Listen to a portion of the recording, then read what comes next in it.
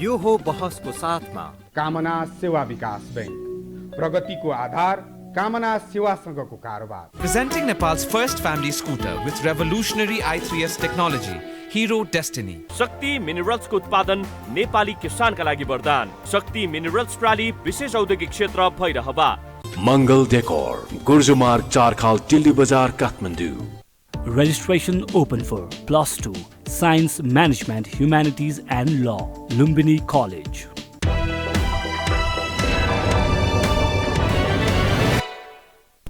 नमस्कार, यो बहसमा म यहाँलाई हार्दिक स्वागत गर्दछु। जीवराम भण्डारी। आज यहाँहरू सामुन्ने उपस्थित हुनुहुन्छ डाक्टर सूर्यराज आचार्य, पूर्वाधारविद हुनुहुन्छ, अब्बल दर्जाको एउटा इन्जिनियर। उहाँसँग आज म मिलेनियम च्यालेन्ज कर्पोरेसन र यस विषय उपर उत्पन्न नेपालको आन्तरिक अवस्था, एमसीसी लिने कि नलिने, लियो भने के हुन्छ, नलिँदा के हुन्छ, अमेरिकाले दिने भनेको 50 करोड अर्थात् झन्नै 55 अर्ब बराबरको अमेरिकी अनुदान सहयोग नेपालको राजनीतिक फाँटमा ठुलो चर्चा, बहस र छलफलको विषय बनेको छ। एमसीसीकै विषय उपर तत्कालीन नेपाल कम्युनिस्ट पार्टी नेकपा विभाजित रह्यो र नेपालको राजनीतिक वृत्त यस सवाल उपर अहिले पनि विभाजित छ। बुद्धिजीवीहरू पनि मतैकै हुन सकेका छैनन्। मिलेनियम च्यालेन्ज कर्पोरेसन हो के, यसलाई ग्रहण गर्दा हामीलाई के घाटा हुन्छ, ग्रहण नगर्दा के घाटा हुन्छ, अर्थात् यसलाई कसरी बुझ्नुपर्छ, नेपालको हितमा के गर्दा ठिक, के गर्दा बेठिक। सूर्यराज आचार्य यस सवाल उपर विषय विज्ञ पनि भएको हुनाले र नेपाली समाजमा यसलाई हेर्ने दृष्टिकोण अलिक फरक बनेको कारण के यथार्थ हो, विश्लेषणात्मक ढङ्गले म उहाँसँग कुराकानी गर्ने प्रयत्न गर्नेछु। सर्वप्रथम म उहाँलाई स्वागत गर्छु। स्वागत छ यहाँलाई। अब म मिलेनियम च्यालेन्ज कर्पोरेसनकै विषयमा, खास गरी यो लाखौँ जो दर्शक हुनुहुन्छ, कतिपय जिज्ञासुहरू हुनुहुन्छ, यो विषय हो कि भन्ने विषयमै यहाँको म ध्यान केन्द्रित गर्न चाहन्छु। अमेरिकाले यो यस्तो खाले सहयोग पहिलो पटक दिन लागेको होइन, पटक पटक दिएको छ र नेपालको अमेरिका पुरानो मित्र देश पनि हो, सहयोगी देश पनि हो, धातृ राष्ट्र पनि भएको हुनाले मिलेनियम च्यालेन्ज कर्पोरेसन अन्तर्गत नेपाललाई प्रदान गर्ने भनेको 50 करोड डलरको अनुदान सहयोग। यो लिने कि नलिने भन्ने सवालमा हाम्रो राजनीतिक, प्रशासनिक र सामाजिक क्षेत्रमा ठुलो चर्चा, बहस र छलफलको विषय बनिरहेको छ। र पछिल्लो समयमा फेरि शेरबहादुरजीको आगमनसँगै यो विषय थप पेचिलो बन्न थालेको छ। ओलीजीको नेतृत्वमा सरकार रहेको बेलामा कम्युनिस्टहरू अलि अलग दृष्टिकोण राखे, एक खाले जस्तै माधव कुमार नेपाल, प्रचण्डजी, झलनाथजी लगायतका अरू साना कम्युनिस्ट पार्टीका नेताहरू पनि त्यहाँ ओलीजी एमसीसीको एडभोकेसी गर्नुभयो, अर्को पक्ष विरोधमा रह्यो। नेपाली काङ्ग्रेस ब्लाइन्ड सपोर्टर छ, जनमत विभाजित छ। यो स्थितिमा तपाईको नजरमा संक्षिप्तमा मिलेनियम च्यालेन्ज कर्पोरेसन जो अनुदान सहयोग भनिएको छ, यसलाई नेपाली जनले कसरी बुझ्ने, कृपया म यहीँबाट सुरु गरेँ। धन्यवाद जिमराम सर, एकदमै सठिक पृष्ठभूमि सेट गर्नुभयो। र पहिला म केसमा थोरै टिप्पणी गर्न मैले चाहेँ भने यहाँले अघि भन्नुभयो अमेरिका हाम्रो पुरानो मित्र राष्ट्र मात्रै होइन, अत्यन्तै महत्त्वपूर्ण मित्र राष्ट्र पनि हो। नेपालले संयुक्त राष्ट्र सङ्घको सदस्यताको आवेदन गर्दा तत्कालीन सोभियत सङ्घले दुई पटक भिटो प्रयोग गर्दा अमेरिकाको समर्थन सद्भावले मात्रै नेपाल अन्तर्राष्ट्रिय मञ्चमा छिनिएको। त्यसपछि हाम्रा विभिन्न विकास आयोजनामा पूर्वाधारकै भन्नुहोस्, कृषिको, शिक्षाको, स्वास्थ्यकोमा निरन्तर एउटा हाम्रो विकास साझेदार पनि हो। र त्यत्रो पुरानो महत्त्वपूर्ण राष्ट्र, विश्वको शक्ति राष्ट्रकै यहाँले भन्नुभएको जस्तो यत्रो ठुलो धनराशिको अनुदान भनिएको हुन त अब यो हालसालैको एउटा टेलिभिजन अन्तर्वार्तामा महामहिम अमेरिकी राजदूतले यो विकास सहयोग होइन यो लगानी हो भन्नुभयो। त्यसमा फेरि हामी पछि आउँला। तर पनि यस्तो विकासको लागि भनिएको यो सहयोगमा यो किसिमले बहस गर्ने, जसरी यहाँले भन्नुभयो राजनीतिक विवादित छ, बौद्धिक समूह विभाजित छ र आम जनता अन्योलमा छन्, म भन्छु यो दुर्भाग्यपूर्ण कुरा हो। र यसमा अमेरिकी सरकारलाई हामीले भन्दाखेरि अमेरिकाप्रति औँलो ठड्याउने होइन, हाम्रै संयन्त्रप्रति हामी यति लापरवाही भयौँ, यति तथर्थ भयौँ कि अहिलेका यी बहसहरू यो चाहिँ सम्भवतः 3-4 वर्ष अगाडि जतिखेर यो एमसिसीको प्रक्रिया सुरु भयो, हाम्रा सांसदहरूले, हाम्रा नेताहरूले, हाम्रा बौद्धिकहरूले पनि त्यतिखेर चासो दिनु पर्थ्यो, सरकारले पनि पारदर्शी रूपमा यो भन्नु पर्थ्यो। अब यो भनेर यहाँले सोध्नुभएको प्रश्नमा म सिधै प्रवेश गर्न चाहेँ। पहिला आम नेपालीले बुझ्दाखेरि यसलाई कसरी बुझ्नु पर्यो भने एमसिसी मिलेनियम च्यालेन्ज कर्पोरेसन भनेको अमेरिकी सरकार अन्तर्गतको सरकारी नियोग हो। यो नियोग चाहिँ वैदेशिक सहयोग परिचालन गर्ने नियोग हो। जस्तो पहिला युएसएआइडी थियो अमेरिकी सरकार अन्तर्गतै, र योभन्दा पहिला के हुन्थ्यो भने अमेरिकी सरकारले दिने फरेन एड जुन ओइसिडी डाक भन्नुभयो भने एउटा कमिटी छ धनी राष्ट्रहरूको, उनीहरूले आफै एउटा नियम के बनाएका छन् भने धनी राष्ट्रहरूको कुल गृहस्थ उत्पादनको 0.7% गरिबीलाई दिनै पर्छ भन्ने। अब धेरै देशले यो मापदण्ड पुर्याउनु हुँदैन, तर त्यो दबाब छ, धनी देशले गरिब देशलाई दिनुपर्छ है सहयोग चाहिने। यो अब त्यसका विभिन्न कारणहरू छन्। त्यो सन्दर्भमा सोभियत युनियनसँग कोल्ड वार भइन्जेल अमेरिकाको सहयोगको ठुलो हिस्सा बहुपक्षीय दाताको मार्फत आउँथ्यो। जस्तो विश्व ब्याङ्कले दिने सफ्ट लोन भन्छ, त्यो सफ्ट लोन दिएर $100 सफ्ट लोन दियो भने $100 असुल उपर हुँदैन, त्यो खिँदै जान्छ। अनि त्यहाँ जापान, बेलायत, अमेरिका जस्तो देशहरूले त्यहाँ पैसा हाल्दैछन्, आइडिए भन्छ। त्यस्तै एसियाली विकास ब्याङ्क युएनडिपीबाट आउने, युएनडिपीको आफ्नै राजस्व त छैन नि, यस्तै देशले हालेर आउने। र शीतयुद्धपछि अमेरिकाको कन्जर्भेटिभ वृत्तमा एउटा बहस के सुरु भयो भने अब त हामी एउटै ध्रुव भयौँ, किन हामी यो बहुपक्षकोमा जानु पर्यो? वर्ल्ड ब्याङ्कको बोर्डमा त हामी पनि सदस्य छौँ, थोरै भए पनि। अब त अमेरिकाले एकाङ्गी तवरले एउटै एजेन्सीबाट हामी सहयोग पनि दिने र त्यो सहयोगमा आफ्ना मूल्य, मान्यता, स्वार्थ, सुरक्षा त्यसको पनि सुनिश्चित गरेर किन यो वर्ल्ड ब्याङ्क एडिपी यस्ता युएनडिपी अब युएनमा त सबै बराबर छन् भन्ने एउटा बहस सुरु भएर त्यसैको परिणामस्वरूप 2003मा मिलेनियम च्यालेन्ज एक्ट आयो अमेरिकाको सेक्युरिटी पास गरेर। 2004मा यो संस्था स्थापना भएको र स्पष्ट जुन मैले यहाँलाई अघि भने यही हप्ता एउटा टेलिभिजन च्यानलमा महामहिम अमेरिकी राष्ट्रपति ऱ्यान्डी बेरीले महत्त्वपूर्ण सवाल उठाउनु भयो। त्यसैले म एउटा कुरा जस्तै त्यो अमेरिकी सरकारको अथवा यो लोकतान्त्रिक देशको उहाँहरू पारदर्शी हुनुहुन्छ। वास्तवमा यी सम्झौताहरू यो सबै अमेरिकी सरकारको तर्फबाट केही कसर छैन। उहाँहरूले आफ्ना स्वार्थ के हुन्, आफ्ना शर्त के हुन्, यो के हो स्पष्ट भनिदिनु भएको छ। समस्या हाम्रो हो, समस्या हाम्रो हेर्नुहोस्, यो चाहिँ नि कतिपय कहिले यो सार्वजनिक गरियो त भन्दा सही भइसकेपछि सार्वजनिक गरियो नि यी। र त्यसमा उहाँले के भन्नुभएको छ भने स्पष्ट छ दुईवटा कुरा। एउटा यो वैदेशिक सहयोग होइन, यो लगानी हो। लगानी वैदेशिक सहयोग होइन, लगानी सहयोग र लगानीमा के फरक छ? वैदेशिक अनुदान भनेको त्यसमा दाता राष्ट्रहरूले एउटा सद्भाव, कूटनैतिक सद्भाव भन्नुहोस् न। अब जस्तो जापानले सिन्धुली रोड बनायो, अहिलेको मूल्यमा गर्नु भने यो पनि लगभग 50-55 अरब मूल्यकोमा हुन्छ। उनीहरूले के भन्छन् भने जापानी भाषामा कावनो मियरु एन्जो भनेको हामीले दिने सहयोगमा जापानी करदाता जापानको अनुहार देखियोस् र त्यो देशका जनताले जापानको सद्भाव फिल गरून्। त्यहाँभन्दा केही छैन। उनीहरूले 5 वर्ष त्यो माओवादी सशस्त्र द्वन्द्वको बेलामा बनेको थियो, बाटो सकिएपछि नेपाल सरकारलाई हस्तान्तरण गरे, अहिले हामीहरूकोमा आयो। त्यहाँ कुनै पनि त्यसको मिसन र त्यो सन्देश त्यति मात्रै हो, त्यति मात्र हो। अनुदान भनेपछि धेरै जसो त्यो चाहिँ एउटा कूटनैतिक सद्भाव जगाउने त्यहाँका नागरिकहरूमा विभिन्न उसमा। तर लगानी भनेपछि हामी लाटो के भन्छ सामान्य अर्थमा पनि बुझ्ने के भन्छौँ भने लगानीमा प्रतिफलको अपेक्षा गरिन्छ।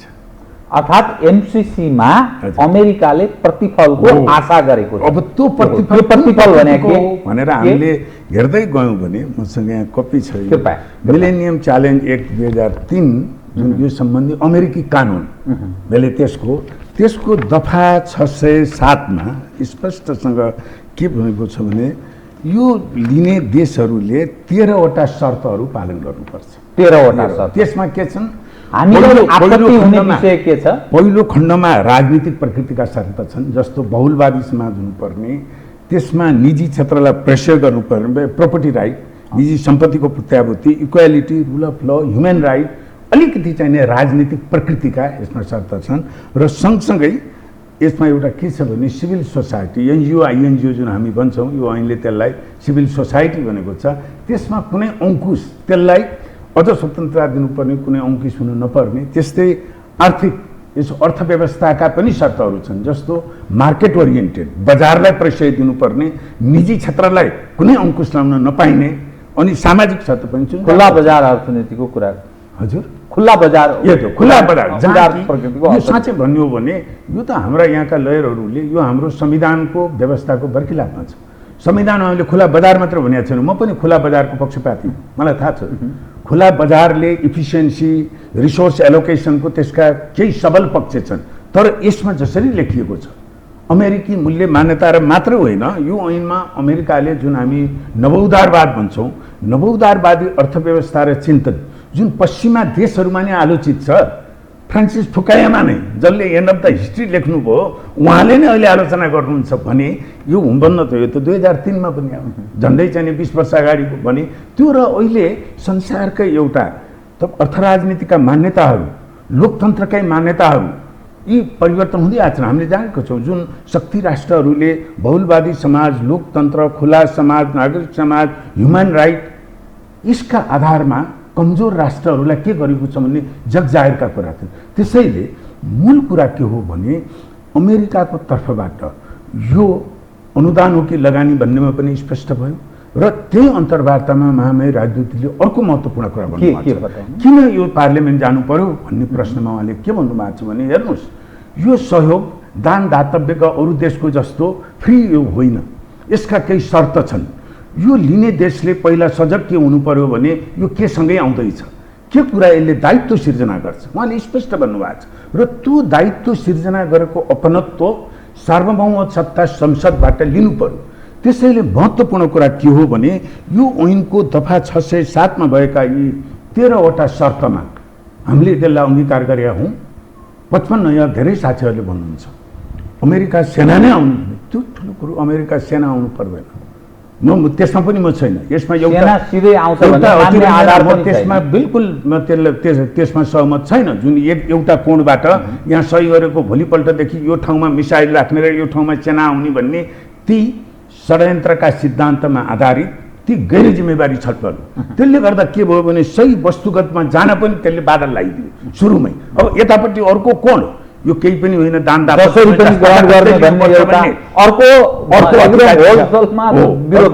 छ। र मैले यो किन यहाँलाई निवेदन गरेको भने जिब्रान सर, अब नेपाली जनता हामी बौद्धिक समय पनि तथ्य इस्टाब्लिस गरौँ, अहिले ओपिनियन बनाऊँ। म तपाईँलाई मेरो कन्क्लुजन यो खारेजै हुनुपर्छ, मैले सुरुदेखि नै हो। यसका केही मैले के भन्छु, यो बहस होस्, इन्डिपेन्डेन्टली बहस, आम नेपाली नागरिकको त कुरै छोड्नुहोस्, निरपेक्ष ढङ्गले यसको छलफल हो। सांसदहरूलाई थाहा छैन। र मैले अघि अमेरिकी राजदूतको उहाँको जुन संसदमा जानु, उहाँले हिज पर्फेक्टली करेक्ट, उहाँले के भन्नुभएको छ भने यसमा नेपालले लिएपछि यो जुन शर्तहरू उहाँले यसैलाई सङ्केत गर्नुभएको छ, यो ऐनकै नाउँ त भन्नुभएको छैन। यी 13 वटा शर्तहरू जस्तो हामीले हाम्रो राजनीतिक व्यवस्थापन, अर्थव्यवस्थाको व्यवस्थापन, भोलि यो त के आकर्षित हुन्छ भने हामीले कुनै केही गरी भन्नुहोस्, केही गरी हामीले कुनै निजी प्रतिष्ठानलाई हामीले नेसनलाइज गर्नु पर्यो, हुन्छ। आर्थिक समस्याको उसमा त्यो अवस्था आउँछन्। सन् 7-8 को चाहिँ तपाईँ वित्तीय सङ्कटको बेलामा अमेरिकामा अब अमेरिकाको ब्याङ्क नेसनलाइज गर्ने कि भन्नेसम्मको छलफलको तहसम्म पुगेको थियो लेमन ब्रदर्स ब्याङ्क्रप्ट भएपछि। त्यसैले त्यस्ता अटोनोमी भन्छ, स्वायत्तता, सार्वभौम सत्ता भनेको संविधानमा लेखेर मात्र हुने होइन, हाम्रो व्यवहारमा, हाम्रा राजनीतिक निर्णयहरू, हाम्रा ऐन कानुनहरू बनाउँदा, हाम्रो अर्थव्यवस्था, सामाजिक नीतिहरूमा पनि हामी चाहिँ यस्तो एउटा आयोजना लिएको नाउँमा, दाताको नाउँमा अहिलेदेखि यी फेरि 5 वर्षमा सकिने यी शर्त होइन। आवश्यक पर्दा हामीले राष्ट्रियकरण, भोलि मुलुक एउटा ठुलो सङ्कटमा गयो, कुनै बेला के गर्नुपर्छ, त्यो राष्ट्र त सार्वभौम सत्ता सम्पन्न भन्छौँ नि हामी। त्यस्तो अवस्थामा यो एमसिसी को यही शर्त अनुरूप अनुदान हामीले ग्रहण गऱ्यौँ भने हामीले त्यो राष्ट्रियकरण गर्ने त्यो स्थितिमा प्रवेश गर्न सक्दैन। त्यो प्रवेश पर्दा म यसरी भन्छु, फेरि त्योसम्मको अविश्वास नगरौँ। त्यो प्रवेशमा यसले के दिन्छ भने एमसिसीले अथवा अमेरिकी राजदूतावासले ध्यानाकर्षण गराएर हेर है तिमीहरूले त्यहाँ भनिसकेका छौ, यसमा हाम्रो आपत्ति छ भन्न सक्छ। र त्यो भन्नु कसले भन्यो? त्यो थाइल्यान्ड जस्तो देशले होइन, कोरिया जस्तो देशले होइन, सर्वशक्तिमान हो। त्यो चाहिने हामी त्यो ठाउँ त्यसमा सजग हौँ होइन, त्यो अर्थमा। र मैले यहाँलाई अर्को चाहिँ मैले के यसमा यो प्रश्नसँग जोडिएको हाम्रो जुन स्वायत्तताको जुन कुरो छ त्यसमा कतिपय कुरामा के हुन्छ भने हामीले यो चाहिँ के भन्छ यो शक्ति राष्ट्रहरूसँग यस किसिमका लिखत पार्लियामेन्टबाट संसदबाटै यसरी द्विपक्षीय दाताको कुनै आयोजनाको सम्झौता संसदबाट सन्धि ऐन पारित हुने पहिलो अवस्था हो। र यसमा अरू किन यति जति सहयोग मानिलिनुहोस् 55 अर्ब नेपाली रुपैयाँ भनौँ न अनुदान, यस्तो पैसा त नेपालले कति देशसँग कति पटक लिएको छ। तर यसमा चाहिँ यहाँले भने चाहिँ सन्धि र सम्झौता सरह संसदको 2/3 बहुमतले सामान्यबाट पास गर्नुपर्छ भन्ने यो के कारण, यो किन हो? यो कारण के हो भने यो सम्झौतामा त कहीँ पनि लेखिएको छैन। तर यो सम्झौताको दफा 7.1 मा के छ भने यो सम्झौता र नेपाल कानुन बाजिएमा यो सम्झौता लागू हुनेछ। अब त्यसलाई हाम्रो जुन कानुनमाथि भन्ने हो, अब विभिन्न इन्टरप्रिटेसन होला, साधारण मुद्दा त्यो भनिन्छ कानुनमाथि। त्यति मात्र होइन, सम्झौता मात्र माथि हुने होइन, यो सम्झौताका ठाउँ ठाउँमा जस्तो तपाईँ दफा 3.3 मा 3.3 मा स्पष्टसँग के लेखेको छ भने यो अमेरिकी कानुनका शर्त पालन गर्नुपर्छ भनेर लेखेको छ।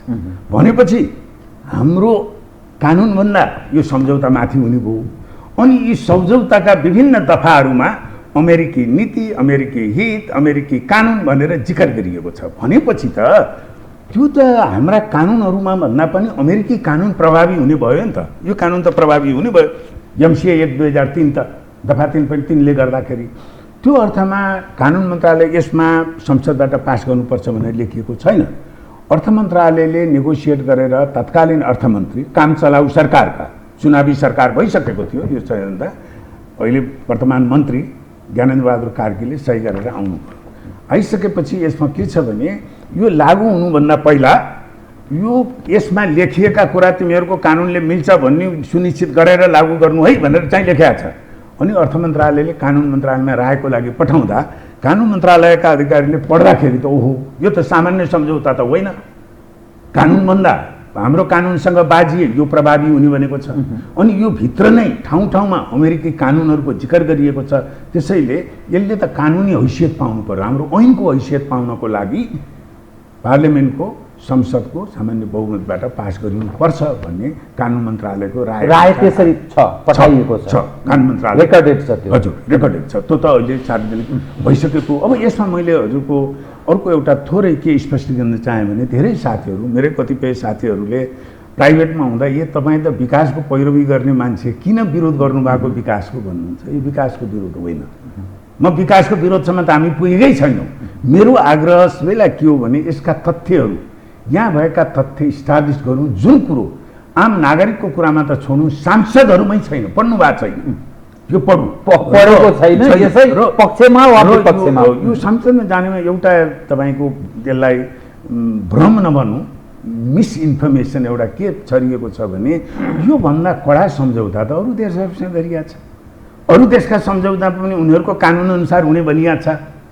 त्यो म त्यसलाई के भनौँ भने त्यसरी नै होइन। दुईटा कुरामा उनीहरू देशको कानुन होइन, हाम्रो अहिलेको विद्यमान कानुनले दुईवटा विषयमा विदेशी दाता देशको कानुन लागू हुने हाम्रै कानुनमा छ। त्यो के हो भने सार्वजनिक खरिद ऐनको सायद दफा 67 को ख मा होला, दाताको बाट दिएका अनुदान र ऋणका प्रोजेक्टमा दाताको सार्वजनिक खरिद व्यवस्था अथवा निर्देशन अथवा कानुन अनुसार हुनेछ भनेर हाम्रै कानुनमा भनिएको छ।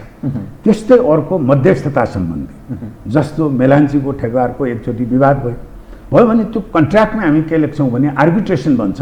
आर्बिट्रेसन त्यस्तोमा पर्यो भने ठेकदार विदेशी छ भने उसले नेपालको अदालतमा त मैले फेयर पाउँदिनँ भन्यो भने सिङ्गापुरको कानुन हो कि बेलायतको कानुन हो कि भन्ने त्यो पनि मध्यस्थता सम्बन्धी ऐनले नै छुट दिएको छ। ती दुईटा कुरा छुट दिएको छ। तर यहाँ भने जस्तो भारी भरकम तपाईँ 13वटा जुन यहाँ कन्डिसन छन्, हाम्रो चाहिने यहाँ ऐन ल्याउन पाउने कि नपाइने, आइएनजिओलाई हामीले नियमन गर्न ऐन ल्याउन पाइने कि नपाइने, हाम्रो खुला बजार प्रणालीको के हो भने ती लेभलका हामी एउटा चाहिने ओपन इन्डेड छुट त पछि कुनैमा पनि हुँदैन। त्यो भएको भए हो, यहाँनिर हो महत्त्वपूर्ण कुरा। त्यसरी नै अरू दाताको एग्रिमेन्टमा पनि यस्ता किसिमका भारी भरकम बुँदाहरू परेको भए त्यो नलिफाइड हुन्थ्यो।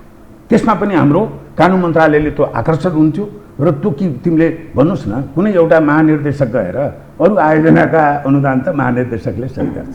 एउटा महानिर्देशकले गएर नेपालको खुला बजार, नेपालको बहुलवादी समाज, लोकतन्त्र होइन, यसमा चाहिने आँच आउन नहुने भनेर सही गर्छ। जस्तो यही केही अफ्रिकी देशहरूमा प्रतिपक्ष चुनाव भयो, प्रतिपक्षी दलले धाँधली भयो भनिदिएपछि अमेरिकाको एमसिसी स्टेप भएर बन्द गरेको छ। कहीँ ऊर्जाको इनर्जी सेक्टरमा निजीकरण गर्दाखेरि कसलाई दिने कसलाई नदिने बिडिङ के भयो, एमसिसी स्टेप गरेको छ। त्यो किसिमको हामी त माइक्रो म्यानेजमेन्ट अहिले त जे होस् हाम्रा छिमेकीहरूलाई हामी आलोचना गर्छौँ, नदेखिने गरी माइक्रो म्यानेजमेन्ट गऱ्यो भने। यहाँ त हामी ढोकै खोलिदिएको छौँ। हाम्रो राजनीति, हाम्रो अर्थव्यवस्था, हाम्रा सामाजिक नीतिहरूकोमा यसले चाहिँ स्पष्ट हो, यो चाहिँ हामीले कुरा खोल्दैछौँ। त्यसैले यो कुरा के हो भने यो पोइन्ट आउनुसम्म भन्दा पहिला नै 3-4 वर्ष अगाडि नै हाम्रा नेताहरूले एमसिसी 1/2003 एमसिसीको उपादेयता के हो, अमेरिकी राजदूतजीले भने जस्तै हामीले के बुझौँ भने यो चाहिँ अरू देशको जस्तै एकदम सहज सजिलो विकास अनुदान हो भने त्यो त रहन्छ। महामहिम राजदूतजीले पनि भन्नुभयो बुझ्ने नै प्रयास गर्नु, अथवा बुझेनौँ हामीले। हजुर, बुझेनौँ प्रारम्भमा। हजुर, यसमा अलिकति दुई विषय अलि स्पष्ट गरिदिनुहोस्। हजुर, एमसिसीको एडभोकेसी गर्ने मानिसहरूको दाबी के छ भने यो 5 वर्षका लागि हो, 5 वर्षपछि यसै सिद्धिहाल्छ, किन यत्रो विरोध? 1 नम्बर 2 नेपाली समाजमा त मत एकै छैन नै, तर प्रबुद्ध नागरिक समाज र राजनीतिक दलहरूमै यो विभाजनको जुन अवस्था छ, एमसिसीलाई हेर्ने विषय र विश्वमा एमसिसीले कतिपय भनिन्छ 40-50वटा जति देशले त ग्रहण गरिसकेको छ, किन विरोध गर्ने भन्ने एउटा, र अर्को श्रीलङ्काले ग्रहण गर्यो त उसले त फर्काइदियो त, त्यस कारण यो खतरनाक छ भन्ने यो जो खाले छलफल बहस राष्ट्रिय अन्तर्राष्ट्रिय चर्चा भइरहेछ, यसलाई कसरी हेर्ने? मैले त यहाँ दुईटा प्रश्न भयो, मैले छुट्टा छुट्टै जवाब दिन्छु। पहिला चाहिँ यो साँच्चीकै 5 वर्षमा यो अरू जस्तै सिद्धिएको 5 वर्षमा जे भए पनि फेरि एउटा के छ भने यो जति कानुनमाथि हुने भन्ने छ, यसको नियत नेपालको कानुनमाथि सम्झौता हुने भनेको अमेरिकाले हस्तक्षेप नै गर्नलाई होइन। यो त 5 वर्षमा त्यो आयोजना ठिकठाक होस् भन्ने, हाम्रो यस्तो लठबद्र छ, सरकारी हस्तक्षेप छ, त्यसको लागि हो भन्ने जुन तर्क छ, त्यसमा के हो भने म एक हदसम्म त्यो मात्रै हुन्थ्यो भने आयोजना इम्प्लिमेन्टेसनसम्म मात्रै गरेर अघि भने जति अरू देशहरूले बनाइदिए, भारतले धेरै पूर्वाधार बनाइदिएको छ, जापानले सिन्धुली रोड बनायो, चिनियाले धेरै राजमार्गहरू बनाइदिएका छन्, त्यो सकिएपछि ल भनेर हस्तान्तरण गर्ने जिम्मा दिए नि, त्यस्तै हुने हो भने मलाई आपत्ति छैन। त्यस्तो हुँदैन, यो हुँदैन। त्यो 5 वर्षमा हुने हो भने म फेरि भन्छु। त्यसै भएर महामहिम राजदूतजीले भन्नुभएको थियो ओ अरू अनुदान जस्तो होइन है, विचार गरेर नेपाली जनताहरू तपाईँहरूले विचार गरेर लिनुहोस्, यो लगानी हो र त्यसमा शर्त छन्, यो पुरै शर्त पुरा गर्नुपर्छ हो, त्यसमा नभए नल्यो। त्यसैले अरू देशको आयोजना जस्तो 5 वर्षमा सकिएर ताला चाबी नेपालीलाई दिने, अब तपाईँहरूको भयो तपाईँहरूले गर्नुहोस् भन्यो भने आई हेभ नो अब्जेक्सन, तर त्यति होइन। यसका दफा 5.5मा 9वटा दफाहरू अनन्तकालसम्म रहन्छ। दफा 5.5 को 9वटा दफा अनन्तकालसम्म रहन्छन्। सर्भाइभल भन्ने क्लज छ, त्यसमा खतरनाक हाम्रा लागि त्यसमा केही फरफारक गर्ने लेखा सम्बन्धी छन्। एउटा 2.7 र त्यो सँगै त्यसलाई समर्थन गर्ने अझ व्याख्या गर्ने यो 2019 को सम्झौता छ, प्रोजेक्ट इम्प्लिमेन्टेसन एग्रिमेन्ट भन्नेको दफा 1.2 को बी को आई र आईआईमा त्यसले के चाहिने व्याख्या त्यसको छ भने हैन। र जुन कुरा यो बनिसकेपछि अब यो चर्चामा पनि आयो, यसको स्वामित्व नै हुने हो कि लालबुर्जा नै अमेरिकाको नि होइन। म पनि त्यस्ता अतिरञ्जनामा म विश्वास गर्दिनँ। तर एउटा यसको व्याख्याको यसको आशय स्पष्ट के देखिन्छ भने यसरी बन्ने पूर्वाधारको प्रयोग अमेरिकी सुरक्षा हित, अमेरिकी कानुन, अमेरिकी नीति, अमेरिकी रोजगारी, अमेरिकी उत्पादनमा र अमेरिकी हित भनौँ न समग्रमा प्रतिकूल असर नहुने गरी हुनुपर्छ। त्यो कहिलेसम्म त्यो सुनिश्चित गर्ने त अनन्तकालसम्म। अब यो कुरो मेरो मात्रै बुझाइ होइन, मैले झट्ट पढ्दा मलाई आशंका लाग्यो, होइन यो त के नेगोसिएट गर्नुभयो। म कानुनको विद्यार्थी नै त होइन, तर कानुन सम्बन्धी सामान्यतः जानकारी राख्छु थोरै। त्यसपछि अब यो जुन जतिखेर इन्टेन्सिफाई चर्चा थियो, मैले नाम नै ड्रप गर्न चाहिनँ, 2 जना नेपाल सरकारका पूर्व सचिव जो यो प्रक्रियामा नजिकबाट इन्भल्भ नै हुनुभएको छ, संलग्न भएर कामै गर्नुभयो। उहाँहरूले अखबारमा लिखितै छन् ती, एउटा अन्तर्वार्ताको उसमा एउटा लेखको उसमा के भन्नुभएको छ भने यो स्वामित्व नै हुने, उसैको लालपुर्जा जाने होइन। तर केसम्म हो भने कुनै पनि दाताले आफूले दिएको पैसाबाट बनेको पूर्वाधार आफ्नो हित विपरीत नहोस् भनेर त चाहन्छ त। त्यो त अमेरिकीहरूले चाहेको छन्। म देवराम सर साँच्चै भनौँ, यो बहसमा मेरो एउटै लाइन मात्र त्यो मात्र हो। त्यो मात्र क्लियर हुने भयो भने जुन मलाई मेरो धेरै साथीहरू हुनुहुन्छ चित्त दुखाउनुहुन्छ, यो विकासको कुरो हो। सुरराजी तपाईँले त विकास, तपाईँ चाहिँ विकासको यस्तो पैरवी गर्ने मान्छे के भयो भन्नुहुन्छ। म उहाँहरूलाई भन्छु तपाईँले यसमा क्लियरिटी साँच्चीकै अरू आयोजना, अरू अनुदानका आयोजना जस्तै 5 वर्षमा तालाजाबी बुझाएर यसको प्रयोग, यसको व्यवस्थापन होइन, यसको भोलि हामी निजीकरण गर्नुपर्ने हुनसक्छ। भोलि हामीले त्यो रुटै भत्काएर 5वटा चाहिने के भन्छ टावरहरू भत्काएर अर्को ठाउँमा सार्ने हुन सक्नुपर्छ। त्यो त हाम्रो क्रिटिकल इन्फ्रास्ट्रक्चर भन्छ। इन्फ्रास्ट्रक्चर ट्रान्समिसन लाइन भनेको इन्जिनियरिङको मात्र होइन, त्यसको त अर्कै पाटो छ। हाम्रा योजना कार्यालयले ट्रान्समिसन लाइनको राष्ट्रिय सुरक्षामा के महत्त्व भनेको भने यसरी द्विपक्षीय सहयोग यस्ता भारी भरकमबाट बनाउने पूर्वाधारै होइन। मैले धेरै बहस गरेको छु, टेक्निकली म च्यालेन्ज गर्न सक्छु, आउनुहोस् बहस गर्न। त्यसले के देखिन्छ भने हाम्रो प्राविधिक सुझबुझ, क्रिटिकल इन्फ्रास्ट्रक्चर, मैले एकचोटि बहसमा प्राधिकरणको यसको जिम्मेवार रहेछ भने उहाँलाई शब्दै थाहा छैन। मैले भने ठाडै अलि ठाडो भाषामा क्रिटिकल इन्फ्रास्ट्रक्चर भनेको सर तपाईँलाई यसको कन्सेप्ट थाहा छैन। अरू देशमा ट्रान्समिसन लाइन निजी क्षेत्रले बनायो भने पनि त्यसको प्रत्यक्ष निगरानी मिलिट्रीले गर्छ। त्यसको डिटेल ड्रइङ, प्रविधि, अपरेसन कुनै पनि घण्टाको सूचनामा मिलिट्रीले टेकओभर गर्छ। किनभने सङ्कटको बेलामा, प्राविधिक विकटमा, वारमै यसलाई टेलिफोन, इन्टरनेट, अहिले हेर्नुहोस् त लडाइँ चाहिँ साइबर वार भन्ने आइसक्यो। अबको लडाइँ दोस्रो विश्वयुद्ध पहिलो विश्वयुद्धको जस्तो हुँदैन, हतियार फ्रन्टमा चाहिँदैन, अबको सफ्ट पावर भन्छ यस्ता हुन्। त्यसैले यो चाहिँ जुनको चाहिँ यो सन्दर्भ छ 5 वर्षकै हुने भन्ने होइन, 5 वर्षमा अरूको जस्तो होइन। र यसरी यसको दीर्घकालसम्म तपाईँको दफा 3.7C मा छ के लेखेको छ भने नेपाल सरकारले एमसिसीले चाहँदा यसको इभ्यालुएसन, यसको निरीक्षण, यसको के भन्छ तपाईँको चाहिँ के यो मूल्याङ्कन, इभ्यालुएसनको लागि अनन्तकालसम्म बेरोकटोक एमसिसीले खटाएको मान्छेलाई दिनुपर्छ। अनन्तकालसम्म धारा 3.7 पनि 3.7C मा छ त्यो 61 भन्ने उसमा।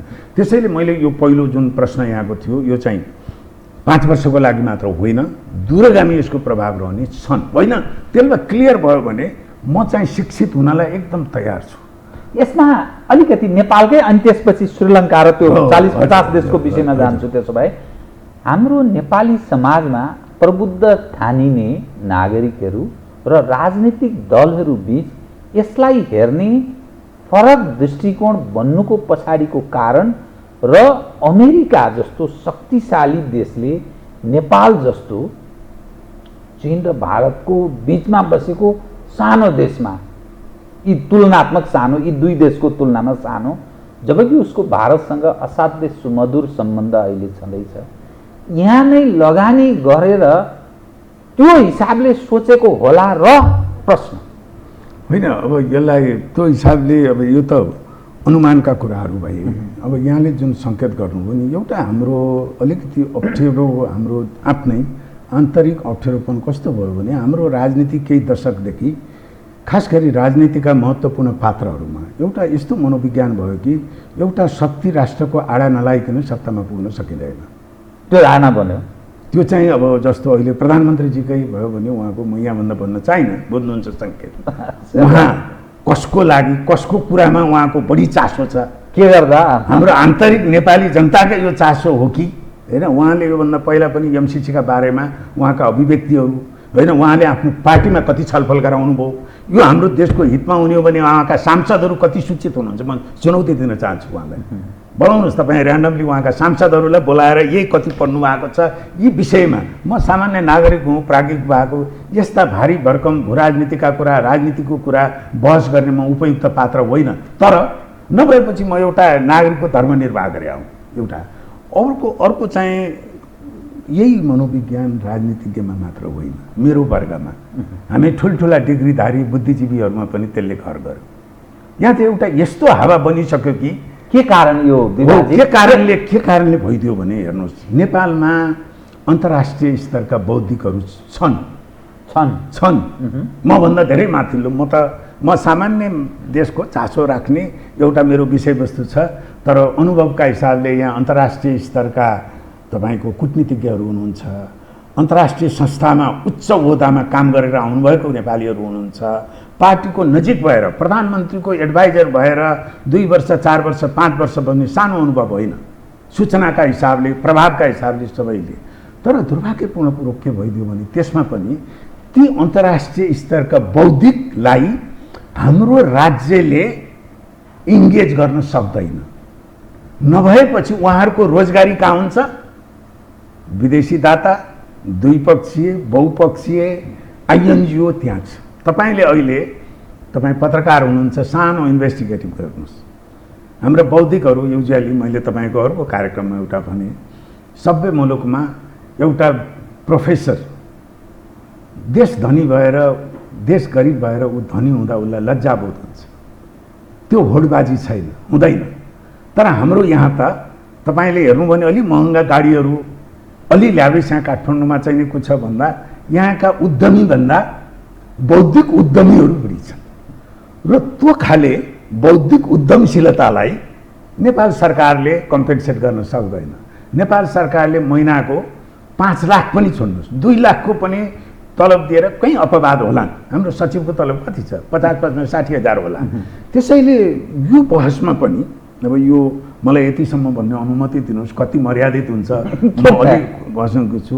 हाम्रो बौद्धिकसँग अब कस्तो भयो भने राष्ट्रिय स्वार्थका यी कुरामा निष्पक्ष भएर दुधको दुध पानीको पानी भन्छौ नि, हेर्नुहोस् होइन, यो बोल्दै गर्दाखेरि तलमाथि पर्छ कि मेरो स्वार्थमा यसले मलाई ब्ल्याकलिस्टेड गर्छ कि यो बेखुस हुन्छ कि यो नाखुस हुन्छ कि भनेर बौद्धिक समूह त्यो चाहिँ कुरा छपाउन थाल्यो, त्यसमा हिचकिचाहट भयो भने त्यो राष्ट्रको भविष्य हुँदैन, तुहिँदै गएछ। यो बडा दुःखद हो, यो दुर्भाग्य हो। त्यसो भए हजुर अब यसैमा अघि श्रीलङ्का र अरू कैयौँ देशले लिएको श्रीलङ्काले दुत्कारेको अब यसको के छ भने हेर्नुहोस्, यो मैले अघि यो भएन भने एमसिए ऐन 2003 को जुन एमसिसी कर्पोरेसनको हो, यसको उठान नै कसरी अमेरिकाले गर्नु? दुईटाबाट अघि मैले उठाउने, एउटा त अब हामीले दिने पैसामा अलिकति शर्त पनि कडाइ गर्नु पर्यो। यी वर्ल्ड ब्याङ्क एडिबीका शर्त यी चाहिँ बहुपक्षीय हुँदैन, नीतिगत शर्त मात्र हुन्छ।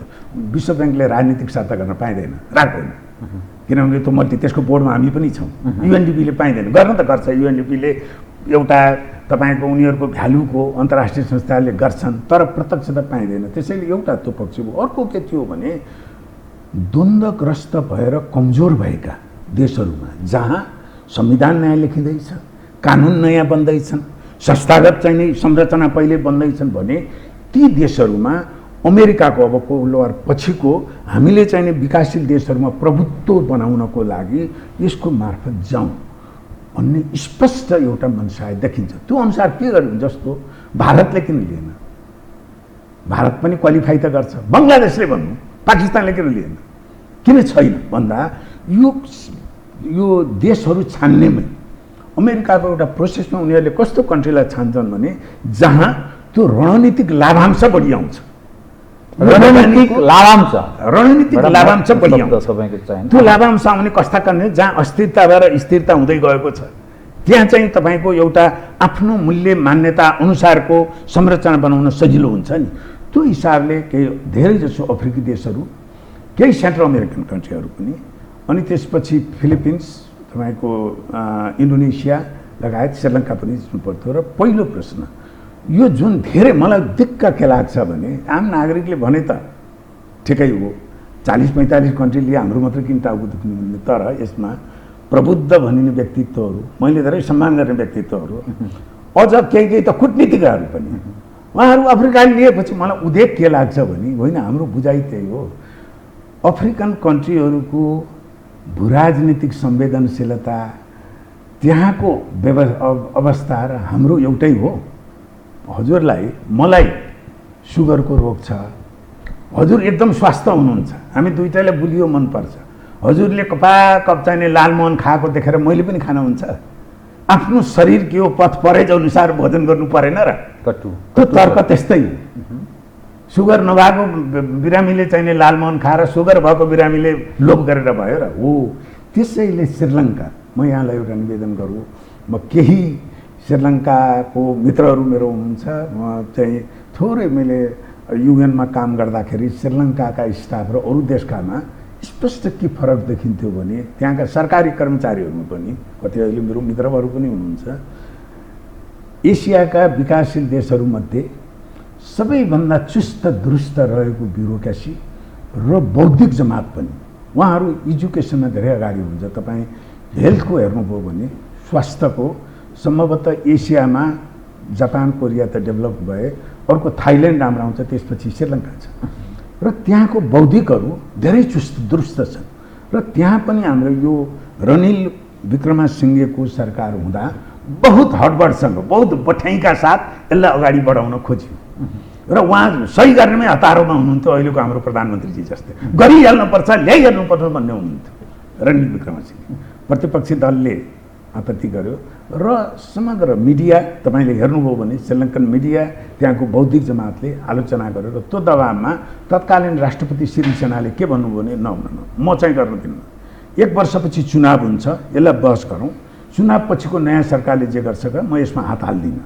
उहाँ बाटो मान्छे, किनभने यस्ता किसिमका दूरगामी उसमा राजनीतिज्ञको उहाँहरूले के सम्झिनुपर्छ भने उहाँहरूको इतिहास कसरी लेखिन्छ भनेर सम्झिनुपर्छ। यस्ता कुरामा लोले पोतो गरेर क्षणिक लेनदेनका कुरामा गर्ने होइन। र अन्ततः नयाँ चुनाव भएपछि श्रीलङ्कामा एउटा प्राध्यापक, मूर्धन्य प्राध्यापकको अध्यक्षतामा कार्यदल बन्यो।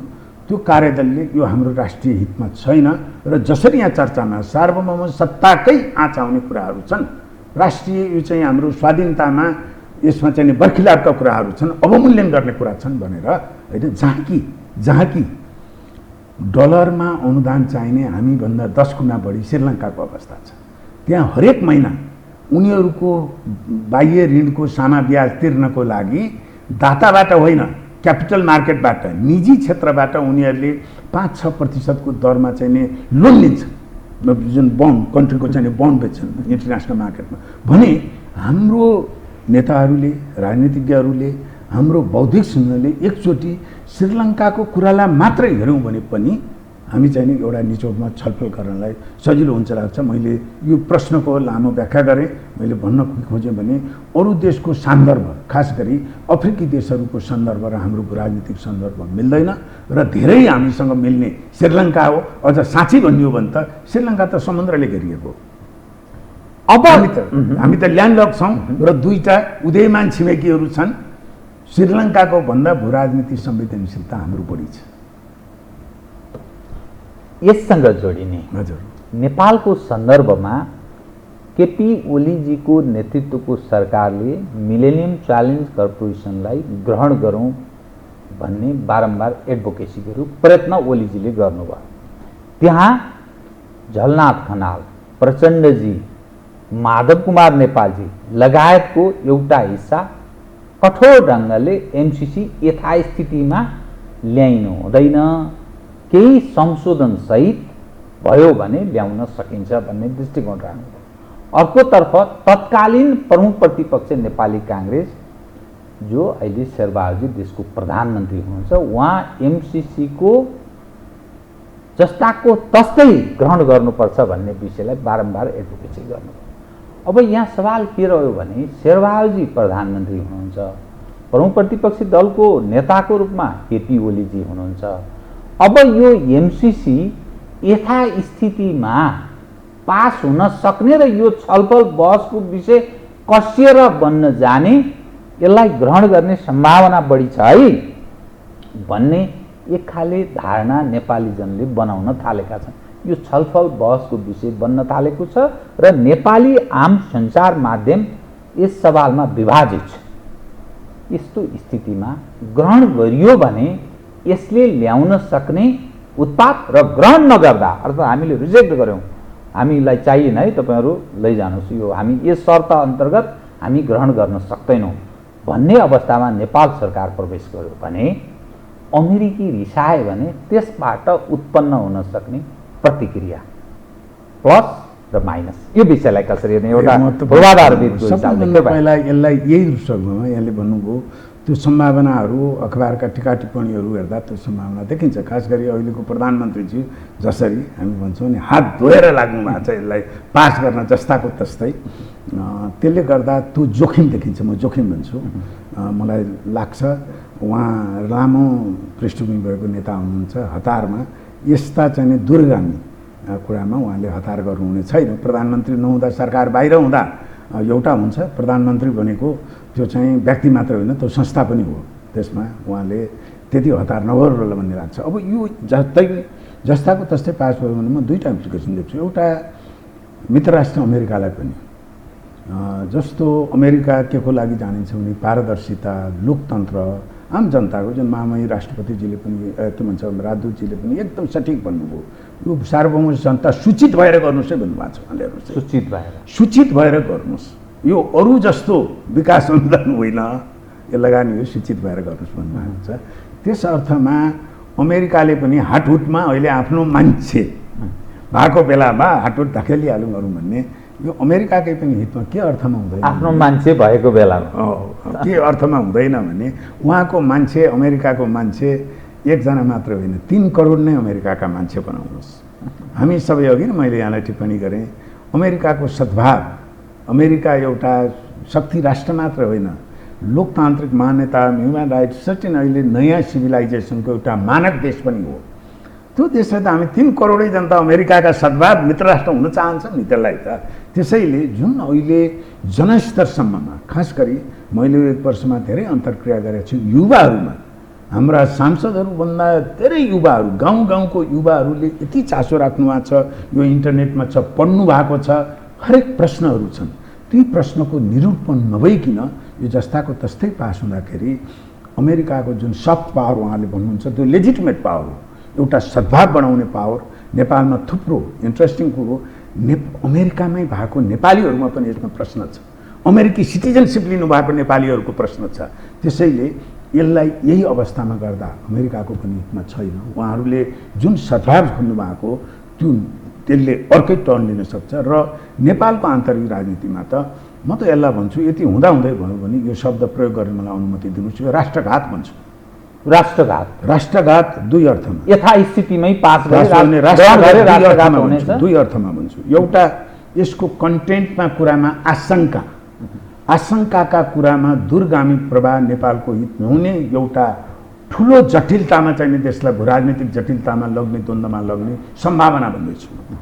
त्यो एउटा त्यो सम्भावनाको कारणले यो राजनीतिक जटिलतामा लैजाने र अर्को त्यो आशंका हुँदाहुँदै र पुरै समाज नै ध्रुवीकृत हुँदाहुँदै होइन, पोलिटिकल पार्टीमा त अलि यहाँले नाम लिनुभयो, नेकपाको तत्कालीन नेकपाको बहुमत त झलनाथ खनाल भने त पूर्व प्रधानमन्त्री हुनुहुन्छ, प्रचण्ड नै त्यहाँ हुनुहुन्थ्यो, अहिले जुन सरकारमा हुनुहुन्छ। अब उहाँहरूको अहिले लेनदेन मिलेर हाम्रा नेताहरूले के गर्नुहुन्छ भने त्यसमा नजाउँ। त्यो चाहिँ यस्तो बहस हुँदाहुँदै पेलेर पार्लियामेन्टको गणितले पेलेर यसलाई पास गर्ने जुन त्यो सोच हो नि, त्यो नियत आफैमा राष्ट्रघाती सोच हो। होइन मैले यो भनेर यो पुरै नेगेटिभ नै छ हुनसक्छ। हामीले म उहाँलाई तपाईँको यही कार्यक्रम अनुसार सम्माननीय प्रधानमन्त्रीलाई प्रस्ताव गर्छु, जसरी श्रीलङ्कामा नवनिर्वाचित सरकारले एउटा स्वतन्त्र प्राध्यापकको अध्यक्षतामा कार्यदल बनायो, त्यो कार्यदलको सुझाव अनुसार काम गर्यो, त्यही गर्ने हिम्मत छ तपाईँसँग आउनुहोस्, त्यो गर्नुहोस् न। 1 महिनामा सिधाइदिनुहोस्। 1 महिनामा यसलाई आम एउटा छलफलमा ल्याएर यत्रो 1.5 वर्ष, यो त सायद असार 77 साल असारमै यसको चाहिँ डेडलाइन थियो। 1 वर्ष यता त आइसक्यो भने 1 महिनाहरू लिनुहोस्। तपाईँलाई साँच्चीकै यो राष्ट्रिय हितमा छ भने यसलाई ओपन चाहिँ बहस गर्नलाई के भयो त?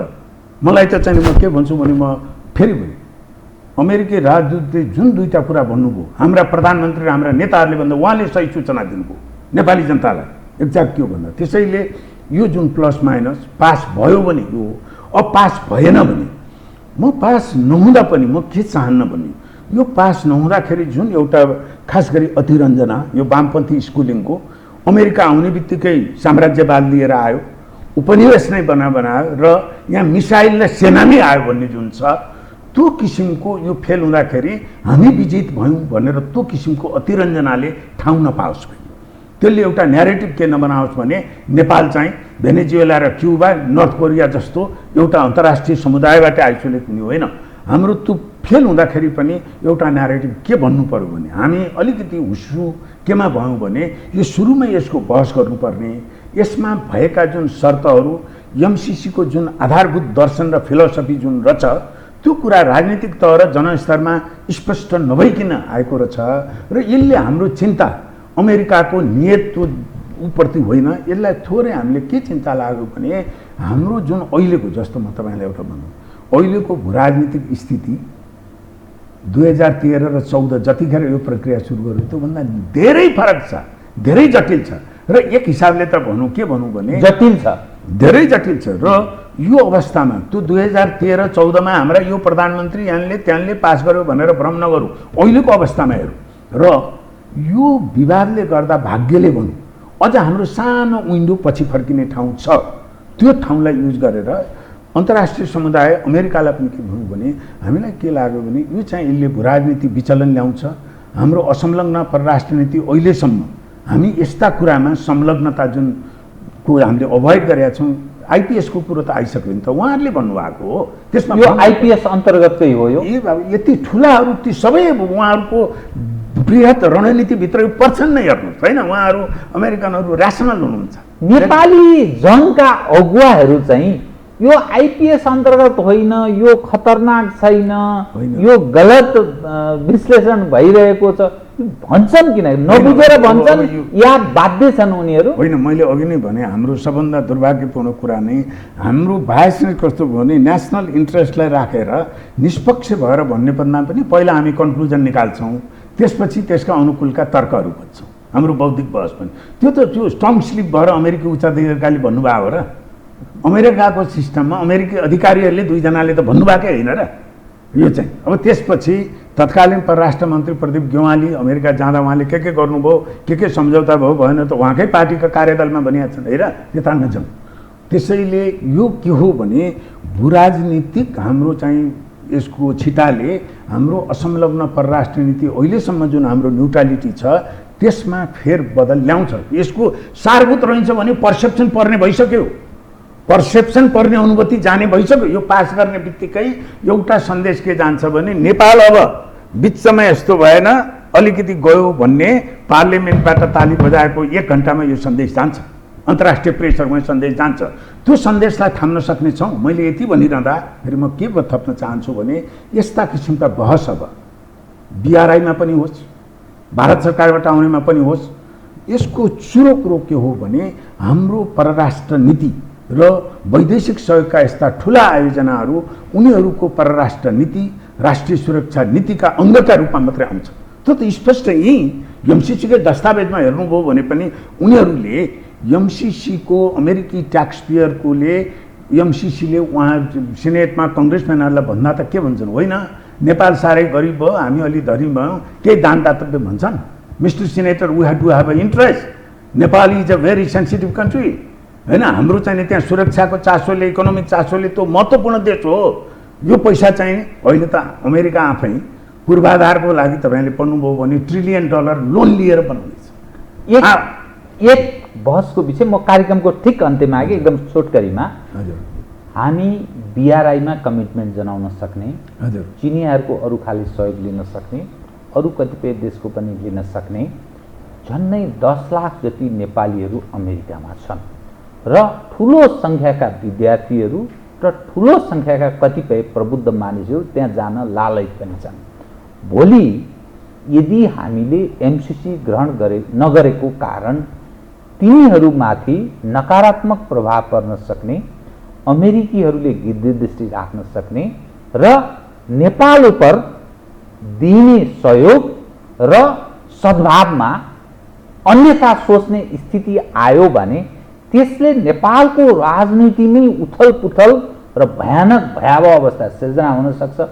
त्यसकारण अलि नरम हुनुपर्छ भन्ने एउटा दृष्टिकोण छ। यसलाई कसरी हेर्ने म कार्यक्रमको ठिक अन्त्यमा समय त्यसको म अर्को कोणबाट हेर्छु। कृपया यो पास नहुँदा त हामीले के सन्देश दिनु हो? हामी आफैले हामी लम्फू भयौँ भनेर दियौँ भने त के लाग्यो र? हामी बुद्ध हौँ, यहाँ कोही पनि नआऊ भनेरै प्रचार गऱ्यौँ भने त अर्को कुरो।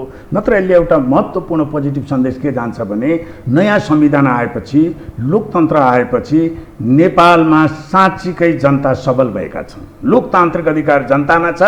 यसरी अब केही चाहिँ विसङ्गतिपूर्ण करप्ट नै भनौँ भ्रष्ट नेताहरू उनीहरूको खटन पटनबाट मात्रै नेपालमा निर्णय हुँदैन।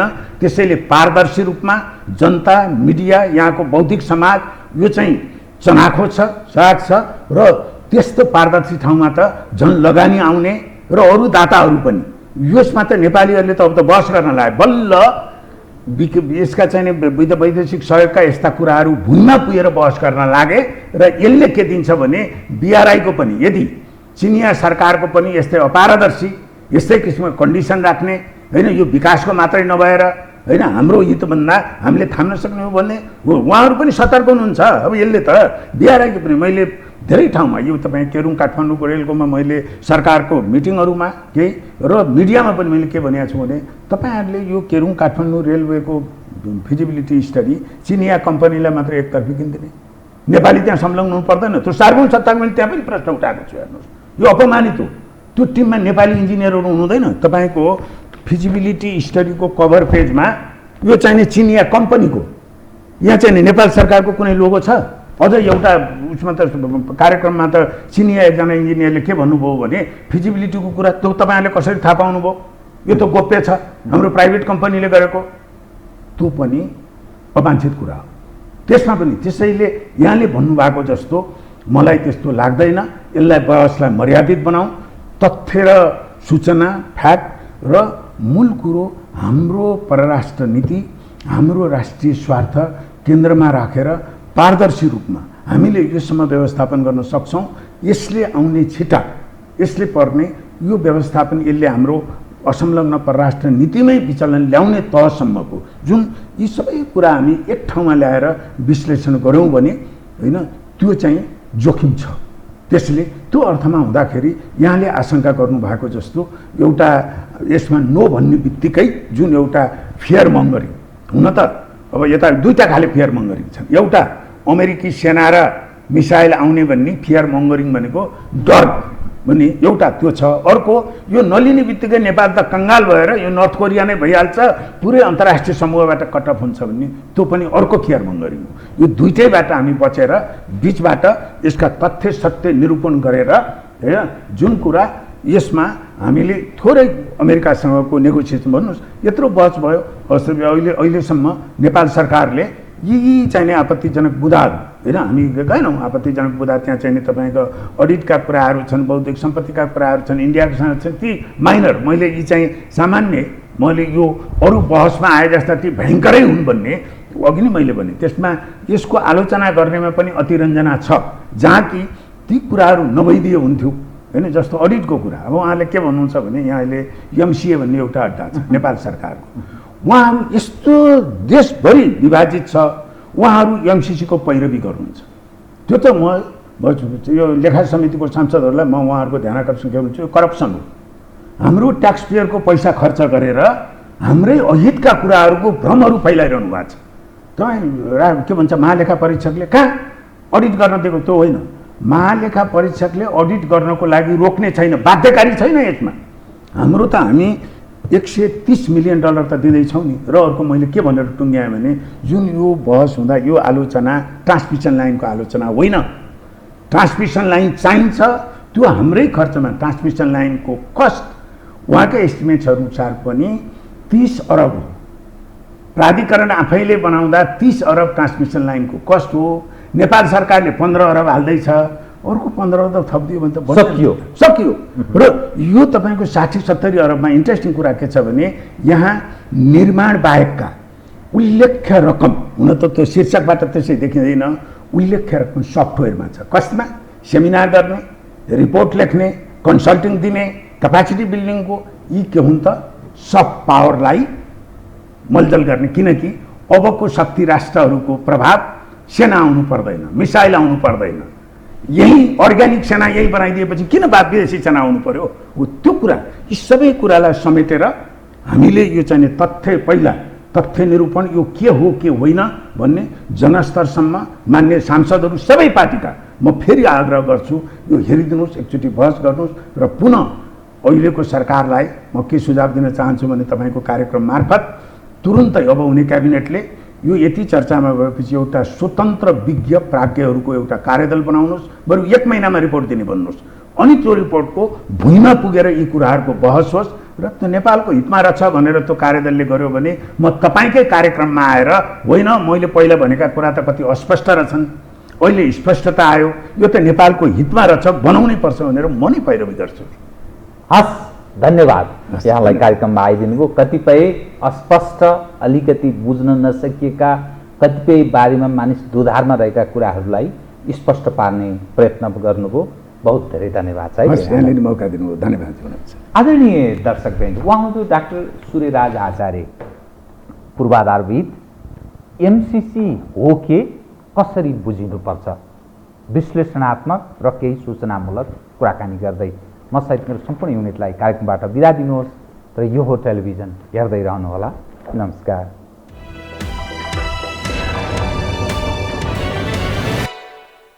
यो हो बहसको साथमा कामना सेवा विकास बैंक, प्रगतिको आधार कामना सेवासँगको कारोबार। Presenting Nepal's first family scooter with revolutionary i3s technology, Hero Destiny. शक्ति मिनरल्सको उत्पादन नेपाली किसानका लागि वरदान। शक्ति मिनरल्स प्राली विशेष औद्योगिक क्षेत्र भैरहवा।